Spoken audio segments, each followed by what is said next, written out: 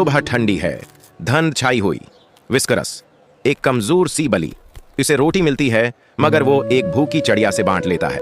आज बाजार गहमा गहमी से भरा है। विस्करस एक बूढ़े फल वाले की मदद करता है, छोटी गाड़ी खींचता है। इनाम में मछली का टुकड़ा मिलता है। बारिश जोरों पर है। विस्करस गाड़ी के नीचे छिपा बैठा है। एक कमजोर मियाओ सुनाई देती है। छोटा सा बच्चा बल्ली बारिश में भीग रहा है। बारिश थम गई है, धूप निकली है।